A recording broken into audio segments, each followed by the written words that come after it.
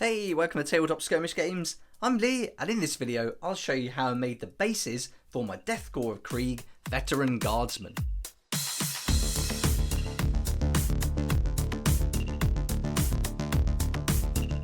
I've already painted my KORP of KRIEG Veteran Guardsman, and that video is up on the channel already if you'd like to check it out. But in this video I'll show you how I made the bases for them, and I'll also show you 3 other alternatives so it gives you some nice options that you might like to try with your miniatures. Okay, let's get started, and first we'll go through all the ingredients that we're going to use in the video. And so first of all we're going to take some PVA glue, and this was £2.49 for a litre, so just cheap kids PVA glue.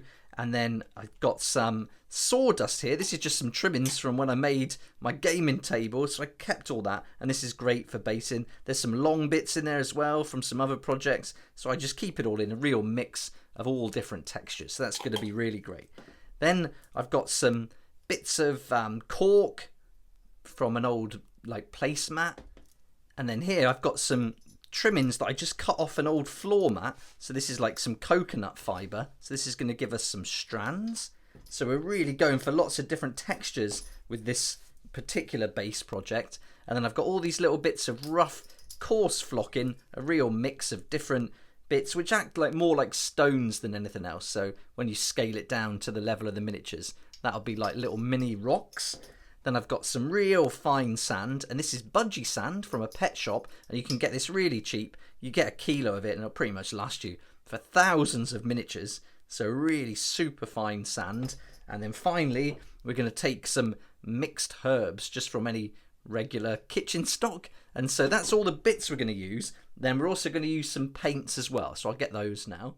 Okay, so the paints we're going to use is the flat brown by Vallejo, and this is the number 70.984, and then I've got some Baneblade brown, a layer paint as well, and I'm going to use that to dry brush some highlights into it once we're finished. And then everything's going to get mixed in just a little tub, and I've got an old stick here to mix it all up. So we're going to take a little bit of the PVA and just pour that in. It's quite runny, so about that much, and then I'm going to mix in the flat brown colour, so I'll put a bit of that in and then get quite a decent blob. So stir it really well, combine the ingredients together, and you want it almost like a chocolatey cover, and this is going to save you painting all the bits that you're going to add to it.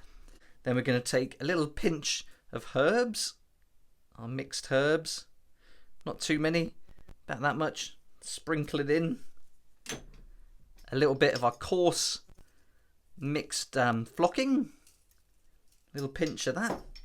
Then we're going to take some of the fine sand, the budgie sand, and we're putting a little bit in there. So really this is entirely up to you how much you put in, how coarse you want it, and really depends on the texture.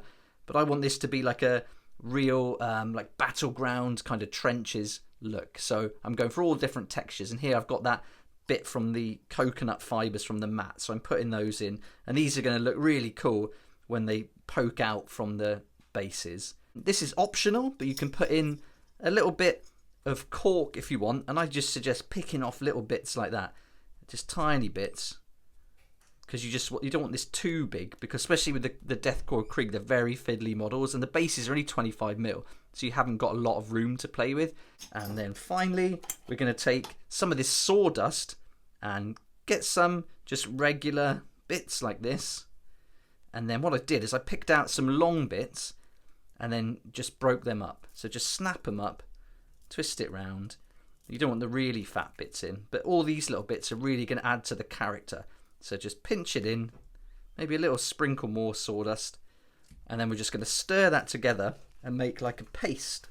So mixing it up, that's a little bit runny, so I think we could go with a little bit more sand. So I'll get some more budgie sand just to bulk it out a little bit. A bit more of that. Maybe a little bit more of the coarse flocking. So it really is just mix it up, a few more herbs, and just almost make it up as you go along until we get a nice, relatively thick mix like this that we can spread on, and that retains the colour. We've got this nice mix now. There's all those different fibres in there, and that's going to look awesome when we put it on our base. Right, so we've got a miniature here, and this is the one we painted yesterday, and I've got my little spreader from Games Workshop that came with the Mortal Realms magazine. I'm just using that to pop it on. You don't need that. You could use a cocktail stick or the little popsicle stick. That'd work too. And I'm just scooping a bit up, and then just being really careful because that paint is going to come off onto anything you've painted, so be really careful here. Of course, you could put this on a base and then glue the miniature on top, and I'll show you some other bases in a second that are done like that. And then I'm just pushing it in, working it in between the legs. When you get to some of the miniatures, they're a bit more fiddly than this one, so you have to be a little bit more careful and just choose from your mix some that don't have the really long bits of stick or straw in there, and then just push it in. So this is all going to represent a kind of trench battlefield where there's all sorts of debris and shrapnel and cloth and materials and wood all splintered up and exploded and all mixed together in a big pile of mud. And so that's the effect we're going with here. So just push it on, make sure it's all completely covered. I gave the bases one coat of that brown colour, that flat brown by Vallejo, just in case I didn't get a complete covering. Then we won't see any of that colour coming, the Wraithbone primer coming through. We won't see that, and so just make sure it gets a nice coat. But there we go. I'll just keep doing that until the base is completely full, and then we'll leave that to dry, and that's going to take a while to dry with the PVA. You could use like a Gorilla wood glue, which is going to speed up the drying process, but it's not going to give you as long to work with it. You're going to have hardly any time at all, maybe 10 minutes with the wood glue. Whereas with the PVA, you've got a long time to work with it. I did all 10 models at the same time, so yeah, it's much better with the PVA for this particular thing. But when I do my bases, I often use wood glue because I just find it sets a lot quicker. But this didn't take long. It's quite warm here now in September, and so this took maybe 6 hours until it was dry enough to do the dry brush paint over the top. And so there we go. But that's all there is to it. You just spread it on. You can add it a bit lumpy in some places, a bit flatter in others, and just make sure you get some of those little bits of coconut fibres and little splinters of wood just poking out. And that all adds to the character and builds into the narrative of what we're looking for these bases. And there we are. This is about 6 or 7 hours later now, and this has dried solid, really rock hard. Now the next step is to go on and do some dry brushing, and that's just going to bring out some of those textures a little bit more. Okay, so here we've got our Baneblade brown, and I've only chose this because it's what I've got and it kind of looks like it's going to be the right colour, a nice very pale beige. And I've got this very vegan makeup brush, super soft bristles. You can get these from the pound shop, really cheap, obviously like about £1, although a lot of things at the pound shop are more than £1 now. But anyway, so now I'm just working it in to the bristles and then wipe off as much as we can on there, just so there's a very small amount just coming off the brush. And now I'm just going to do this very gently at first, just to make sure not too much is going to come off. And so we wanted this to be very subtle. I don't want all this to stand out too much, but just want a little highlight on there. And there's lots of texture going on there, so lots to look at and a nice way to set off our KORP of KRIEG models. Then I took some Agrax Earthshade and put a nice generous amount all over the base, and then that's the last part of the base complete, and all we have to do is paint the rim.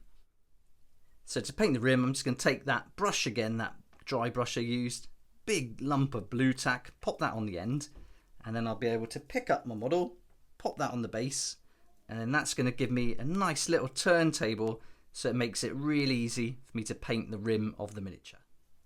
Then I'm going to take two paints, a black 0.950 and a dark Prussian blue 0.899 from Vallejo, mix 1 part black to 1 part blue, and that's the colour we'll be using for the base. So I'll just mix that up with the brush, and then rather than having that black rim, this is just going to mix things up a little bit, give us a kind of bluey grey, and that's going to complement the colour we've used on all the material for the Veteran Guardsman. And there we go, also go nice against that brown, so give it a good mix, clean the brush off, and then we'll be good to start painting. And then I'll just spin the model, using it as a little turntable, and then the brush can almost stay in one place, got lots of control. And with these Vallejo paints, they're really strong, and you can often only just use like one coat, and it covers it completely. So here I've got 3 other bases, so I tried some different ways with this. This one I went a lot coarser. Let's just get this focused so you can have a good look. And this is really rough, and you can see that that's going to be a lot taller. Now I'd probably do this and then stick the miniature on top of this rather than trying to put this around the miniature, and that's a really good way to go with the bases. Make all the bases separate, paint your miniature separate, and then stick them together, So if you want to spend a bit more time, then it's definitely a good way to go.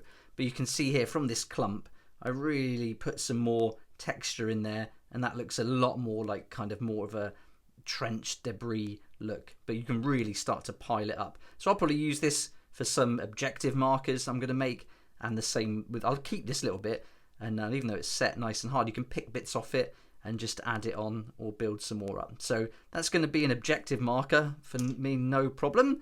And then I've got another one here where I did a little mix of some of this texture piece, just picked it off and just put it around. And then if I turn it, you can see it's nice and flat because I just took some of this Stirland mud, and then I put that on the flatter area, and then that's going to allow for the model to be stuck to it a lot easier. So that might be another way you'd want to go with it. And again, just a dry brush, we could just go over that, dry brush it up, add a bit of Agrax Earthshade to tie those two colours together, and I think that would work really well. So nice and easy. And the same with this one, you could dry brush this up too. Just get your brush, bring out all that texture. Dry brushing is an awesome technique. It really brings things to life. So you could do that, go a bit heavier, use a couple of different tone colours if you want, so you could build it up in layers. But you know, that's changed it completely. And then the third way I did it was I took some wood glue, some Gorilla wood glue, put a thin layer of that on the base, and then I just sprinkled all the different ingredients on separately. And so that's another way you might want to give it a try. And then you could just paint that with paint over the top. That's nice and hard. Little bits might come off, but once you paint it, it'll seal it all in, and then you could dry brush that, and that gives you another way to stick your miniatures on as well. So there's 3 alternatives if you want to try those out too. So that's 4 different ways you can make your bases. And if you're going to do like I did and paint the model on the base, then I think the first option on the left there is probably the best way to go. But if you've got more time and like to paint the miniature separate to your base, then I think you've got some other options here that you could have a look at. I really like the idea of keeping these bases really dark and muddy looking, and so not too many highlights and certainly not lots of different colours. And I think that darkness is really going to contrast the light blue grey jackets, but also build into the narrative and that idea of trench warfare. I haven't made any bases exactly like this before. I've done some with tea leaves that work really nicely, but making a paste with all these different ingredients was something completely different. It's pretty fun just mixing it all up and coming up with some different ways of doing it. So I hope you've enjoyed it and seeing some processes and some ideas too. That Agrax Earthshade really made a difference and really deepened the colour, so I'm going to do that on all the other models now, and you can see that really standing out, that richer, darker brown. I'm really happy with how this whole kill team has come together, and I can't wait to get playing them. If you'd like to see how I painted the Veteran Guardsman, then that video's on the channel. Also, I painted the Orc Commando, and this was really fun to paint. There's loads of other videos for Kill Team, including all the terrain that came in the set, those walls, the different types of barricades, and all the other pieces like the scrap piles, the little tiny barricades that come with the Krieg and the gauges. And I've even done some unboxing videos of the main game, some dice, and put together some videos on how you might like to put together and build your kill teams using the contents of the box set. I'll put a list of all the paints used in this video in the description below, and I'll put some links there as well so you can save up to 20% on the retail price, and those links can take you to Wayland Games or Element Games. Both are awesome companies where you can order online, and you're going to save 20% on not just on your paints but on the products too. And Element Games have got Kill Team at the moment available for $99.99, and so not only do you save money, but you also support the channel too, because I get a commission from any sales made through those links. So if you do choose to click the link and have a look, then thanks so much for that support. I really appreciate it. I hope you enjoyed the video, and I'll be putting another one up for the bases for the orcs, and I'm going to do them completely different to these, so it'll be a real contrast when you play the 2 kill teams. But for now, thanks so much for watching. Please like if you like it, subscribe for more videos like this, and don't forget to hit the notification bell to join me next time on Tabletop Skirmish Games.